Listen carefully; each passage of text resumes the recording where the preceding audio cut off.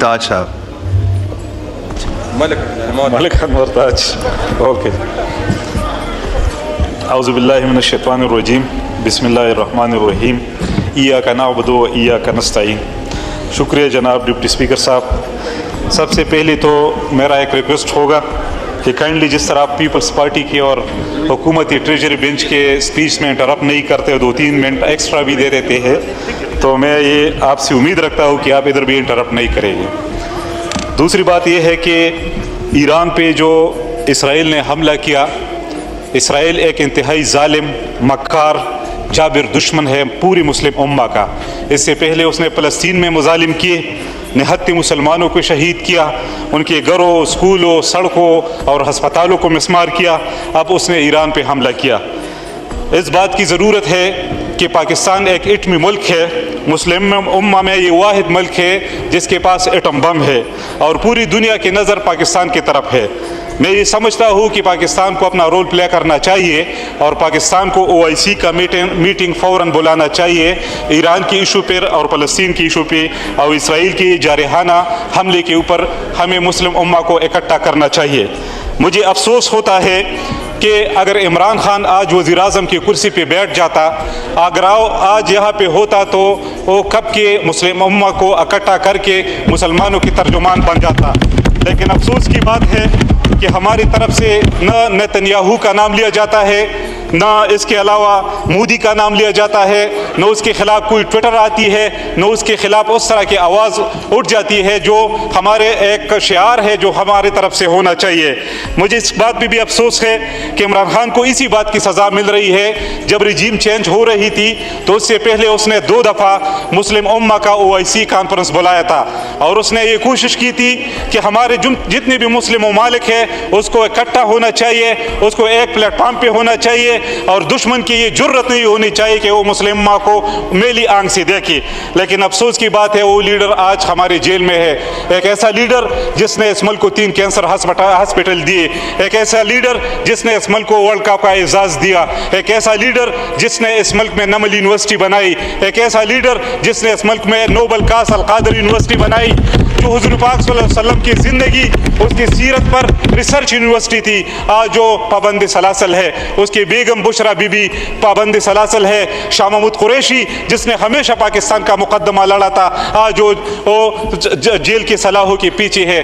انتہائی افسوس کی بات ہے ہمارے اس ملک میں جو سب سے بڑا پاپولر لیڈر ہے, جس کو اصلی مینڈیٹ ملا ہے, جو 2/3 میجارٹی سے جیتا ہے, وہ آج جیل میں ہے, اور جو صرف 17 سیٹ جس نے جیتی ہے وہ آج وزیر اعظم کی کرسی پہ بیٹھا ہے. تو میں یہ آپ سب کو درخواست کرتا ہوں کہ خدا را اس ملک پہ رحم کرے, اس پاکستانی عوام پہ رحم کرے. ایک ایسا لیڈر جو مسلم امہ کا ترجمان ہے, اس لیڈر کو فوراً رہا کیا جائے.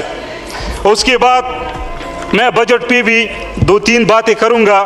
سب سے پہلے میں تو یہ کہنا چاہتا ہوں کہ یہ جو بجٹ پیش کیا جا رہا ہے, یہاں پہ اکثر میں تقریر سنتا ہوں اور یہ بات ہو جاتی ہے کہ ملک دیوالیہ ہو چکا تھا, لیکن جب ہماری حکومت آئی, جب شہباز شریف کی حکومت آئی, جب اس نے اقتدار سنبھالا تو ملک کو دیوالیہ پن سے نکالا گیا. میں پتہ نہیں یہ لوگ عقل کے اندھے ہیں کہ کس طرح یہ بات کرتے ہیں. میں یہ فگر آپ کے سامنے رکھتا ہوں.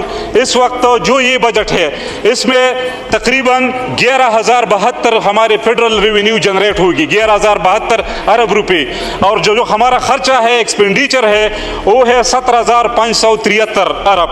اب یہ اندازہ کر لے کہ 6,500 ارب تو آلریڈی ہمارا بجٹ خسارے میں ہے. یہ 6,500 ارب روپے ہم قرضہ لیں گے, ہم سود پہ مزید قرضہ لیں گے, اور ملک پہ مزید سود اور قرضے چڑھ جائیں گے. اس کے بعد اس بجٹ میں مجھے اس بات پہ بھی حیرانگی ہوتی ہے, جو صحت ایک ملک کا بنیادی انسان کا بنیادی ضرورت ہوتا ہے, صحت ہیلتھ کے بارے میں اس نے صرف 32 ارب روپے اس بجٹ میں رکھے ہیں.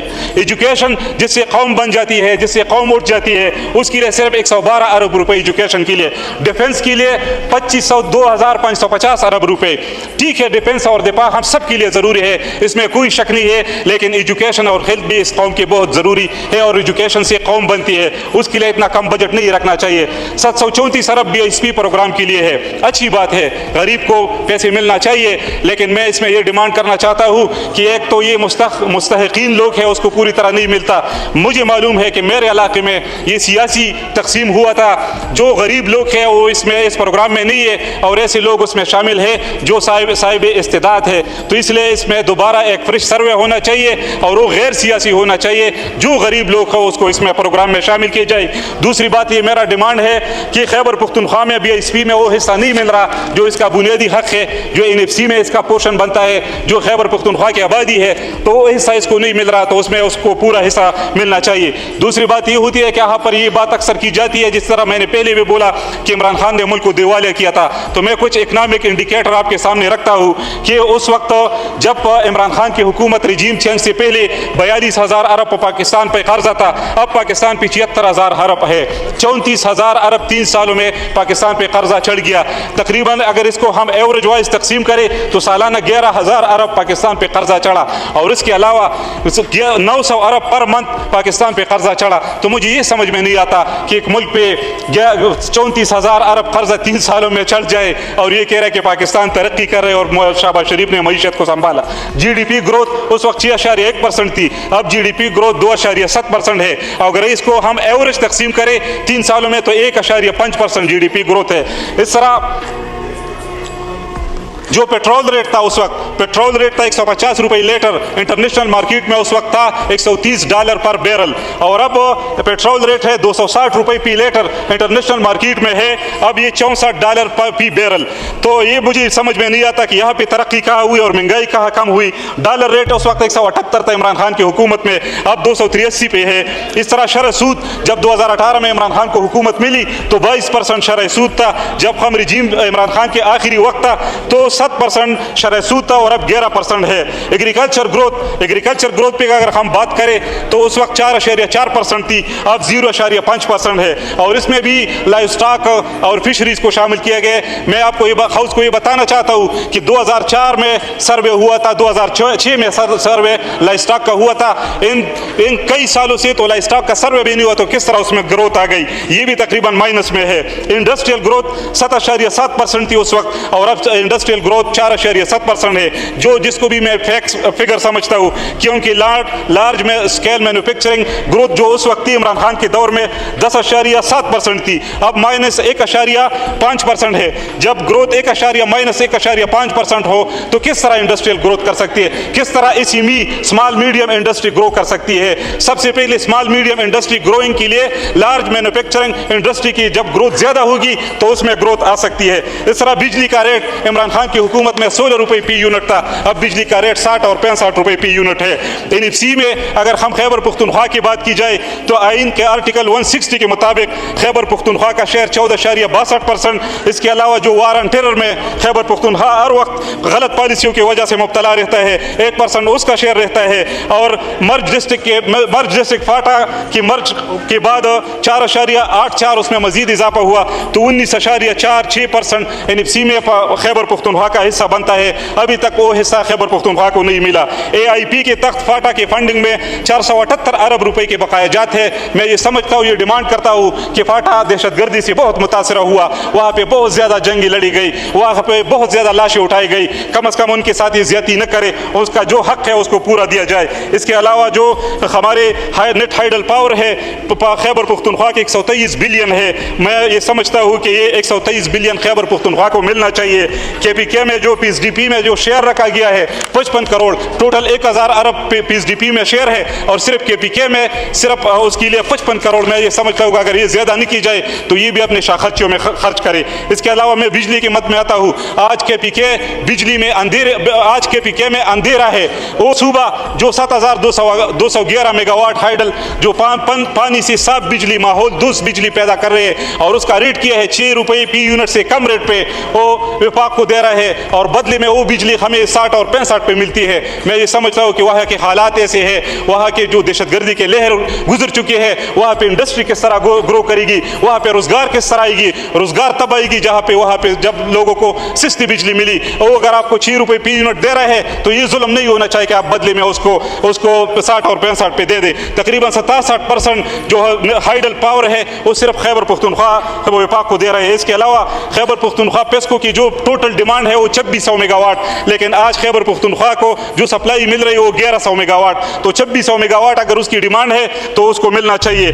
پیسکو کا جو ریونیو کا ریکوری کا ریشو ہے وہ تقریباً 91% ہے, لیکن اس کے باوجود ہم آج اندھیرے میں ہے. وہاں پہ آئی پی پیز جو اس ملک کے ترقی میں سب سے بڑی رکاوٹ ہے, جس نے اس ملک کو تباہ و برباد کر دیا. آئی پی پیز کے صرف 60 بندوں کو ہم 2300 ارب کے پی سی ٹی پیمنٹ کے مد میں دے رہے ہیں. میں یہ سمجھتا ہوں جس نے یہ ایگریمنٹ کی ہے اور اس ملک کے ساتھ دشمنی کی ہے اس کو ڈی چوک پہ الٹا لٹکنا چاہیے اور اس کو پھانسی دینا چاہیے. اس طرح ظلم اس ملک کے ساتھ نہیں.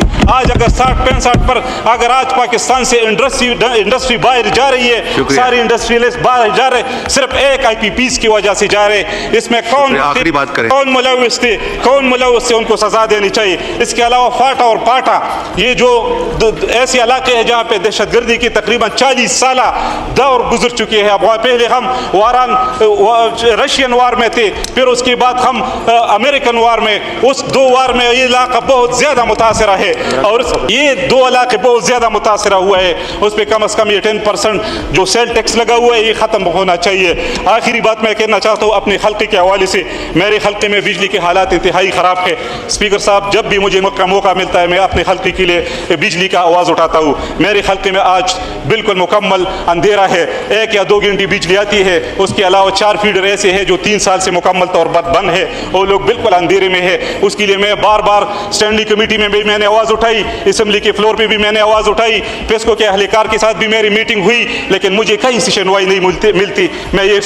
میں مطالبہ کرتا ہوں کہ میں بھی پاکستان کا حصہ ہوں. میرے حلقے کے لوگ وہ بھی پاکستان کے شہری ہیں, ان کو حق ملنا چاہیے. اور میرے جو پریویس گورنمنٹ میں گیس کی اسکیمز تھی وہ ختم ہونی چاہیے. اور آخری بات میں یہ کرنا چاہتا ہوں, اگر آپ اس ملک کی معیشت کو ٹھیک کرنا چاہتے ہیں, اگر آپ اس ملک میں ترقی لانا چاہتے ہیں, اگر آپ اس ملک میں پولیٹیکل اسٹیبلٹی لانا چاہتا ہے, اس کا واحد حل ہے ملک کا سب سے پاپولر لیڈر عمران خان کو رہا کیا جائے, تب یہ ملک ترقی کر کے. Thank you. شکریہ.